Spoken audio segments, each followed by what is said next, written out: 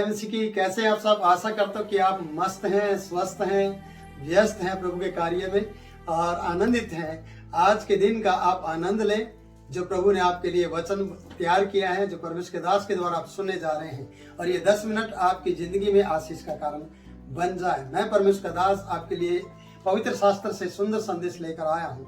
वो वचन इस प्रकार से, दूसरा राजा उसका 6 अध्याय और 15वां पद है, 14 और 15वां। और यहाँ पर इस प्रकार से लिखा है, तब उसने वहां घोड़ों और रथों समेत एक भारी दल भेजा। अराम के राजा ने परमेश्वर के दास भविष्यवक्ता, जो एलीशा भविष्यवक्ता है इजराइल का, उसके पास एक भारी दल घोड़ों रथों समेत भेजा है। और यहाँ पर बताया जाता है कि रात के समय उसको घेर लिया गया है और वो उनके चारों तरफ घेराबंदी बना ली गई है। घेराबंदी के द्वारा उन्हें पकड़ना चाहते थे वो लोग, और रात के समय ये काम किया गया है। मैं कहना चाहता हूं कि वहां घोड़ों और रथों समेत एक भारी दल है। थोड़े लोग नहीं है, एक बड़ा दल है, भारी दल है। भारी दल का से मतलब ये निकलता है कि थोड़े बहुत लोग नहीं है, बहुत ज्यादा लोग हैं। एक भारी दल है, एक भारी बड़ी सेना है जो उसे पकड़ना चाहती है परमेश्वर के दास को। जानते क्यों? क्योंकि पिछले दिनों में राजा को पता चला है कि कौन मेरी चुगली करता है, कौन मेरे बारे में इजराइल के राजा को बताता है। और उसने ये भी कहा घबराकर कि इजराइल के राजा की ओर का हमारे साथ कौन है। गुप्त मीटिंग की सारी चर्चा बाहर की जाती है। इसलिए यहाँ पर लिखा है, बताया जाता कि तब उसने वहां घोड़ों और रथों समेत एक भारी दल को भेज दिया है, और उन्होंने रात को आकर, आराम के लोगों ने आकर रात को नगर को घेर लिया है, दोतान को घेरा है। प्रियो, परमेश्वर के भक्त के चारों ओर वो डेरा डालकर बैठे हुए हैं और कोई भी इस बात को नहीं जानता है। सिर्फ जिन लोगों ने घेरा ये बात जानते कि आज इजराइल के भविष्यवक्ता को पकड़ लिया जाएगा। मैं आपसे बताना चाहता हूं, 15वां पद है, भोर को परमेश्वर का भगत, परमेश्वर के भगत का सेवक या टहलवा उठा और निकलकर क्या देखता है कि घोड़ों रथों समेत एक बड़ा दल नगर को घेरे पड़ा है। परमेश्वर का भगत उठा, परमेश्वर के भगत का सेवक उठा, ऐसा लिखा है कि उसने उठा होगा और जोर से अंगड़ाई ली होगी, आंखें खोली होंगी, आंखें रगड़ी होंगी, और दूर से जब आंखें खोलकर उसने उन रथों को, घोड़ों को, सेना को, हथियारों को और उस परिस्थिति को देखा कि अरे हम तो घेरे हुए पड़े हैं, अब क्या होगा। जो सुबह भोर को उठने वाले लोग हैं, जो परमेश्वर की स्तुति आराधना करने वाले लोग हैं, वो सबसे पहले परमेश्वर का चेहरा देखते हैं, सबसे पहले परमेश्वर को धन्यवाद देते हैं आज की सुबह के लिए। परमेश्वर, आपने हमारी जिंदगी में एक नई सुबह जोड़ी है।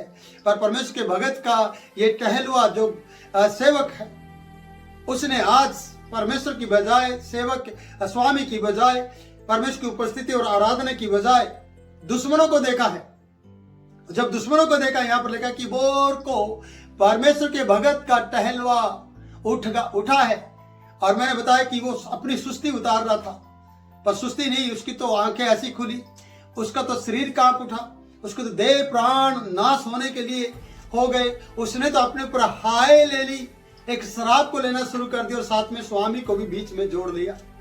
यहाँ लिखा है कि निकल कर क्या देखता है, घोड़ों और रथों का एक दल नगर को घेरे पड़ा है। और लिखा है, तब उसके सेवक ने उससे कहा, हाय मेरे स्वामी, हम क्या करें।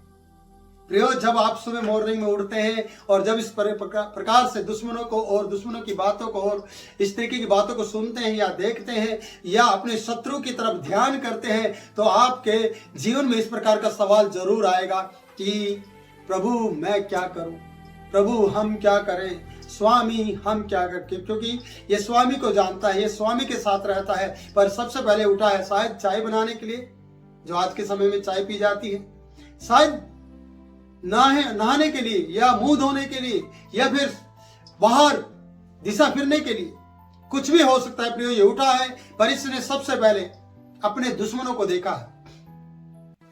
ना परमेश्वर को देखा है, ना परमेश्वर से प्रार्थना की है, ना स्वामी को देखा है और जोर से चिल्लाया है, हे स्वामी हम क्या करें, हाय हमारे ऊपर, हाय स्वामी हम क्या करें।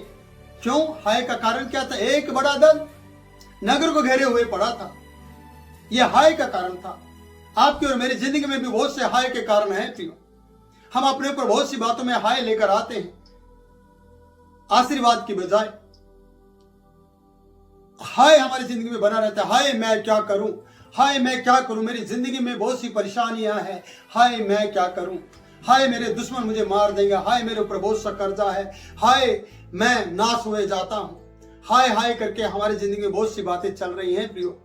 यहाँ पर सेवक के बारे में बताया जाता है कि ये सेवक परमेश्वर के भगत का जो टहलुआ है, जो आगे पीछे घूमने वाला है। आज सेवक की गेहजी जो सेवक है, परमेश्वर के स्वामी को, जो परमेश्वर का दास है, भगत है, अपने स्वामी को देखने की बजाय आज दुश्मनों को देख रहा है और दुश्मनों को देखने पर इसकी जान में जान नहीं रही है, इसलिए इसके जो बोलने का तरीका है वो बदल गया है।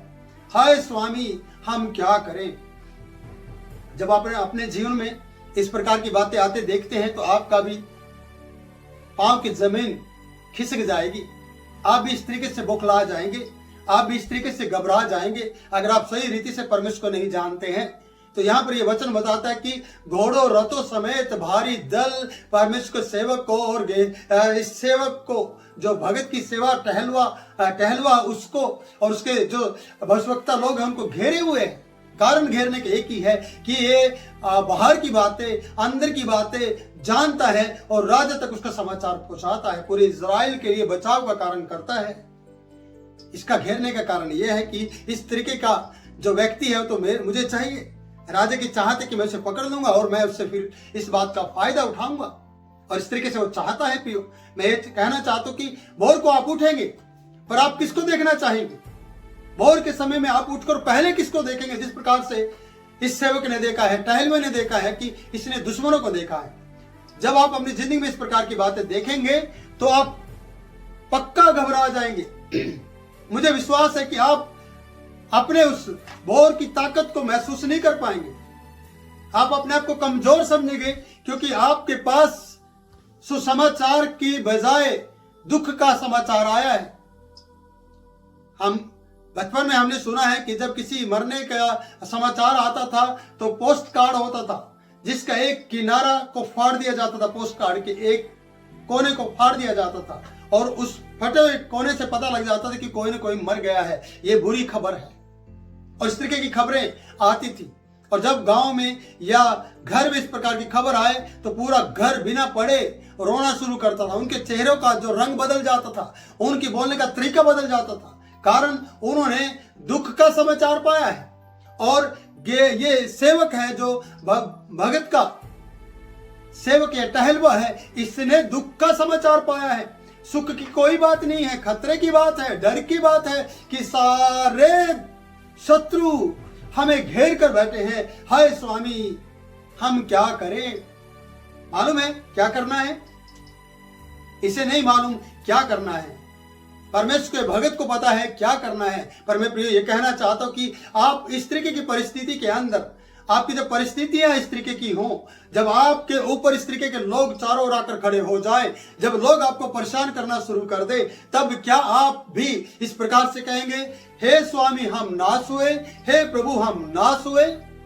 जिस प्रकार से हम नाव के अंदर यीशु के साथ चलने वाले चेलों को देखते हैं, हे स्वामी तुझे चिंता नहीं कि हम नाश हुए जाते हैं? स्वामी ने कहा चिंता क्यों करते हो, तुम्हारा विश्वास कहां है?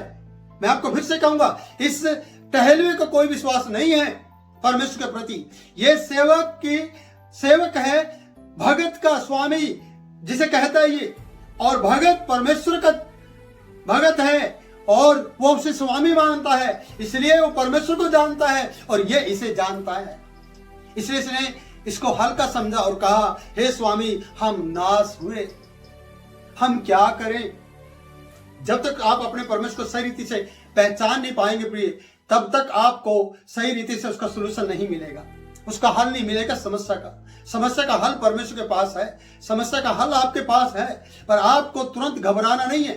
तुरंत डरना नहीं है। ये वचन आपको ये बताना चाहते कि आप जब भोर को उठते हैं तो आप किसको देखते हैं? परमेश्वर को, परमेश्वर की वाणी को, परमेश्वर की आवाज को, परमेश्वर की आराधना स्तुति को। आप किसको देख पाते हैं? या अपनी परिस्थितियों को, या अपने लोन की किस्तों को, या अपने लेन देन की सारी बातों को, या फिर अपने शत्रु को, या जिसने आपके बारे में विरुद्ध बोला है, आपके विरुद्ध में कोई बात की है, उसके बारे में सोचते हैं। सुबह उठते ही आपका प्लान होता कि अब मैं क्या करूं।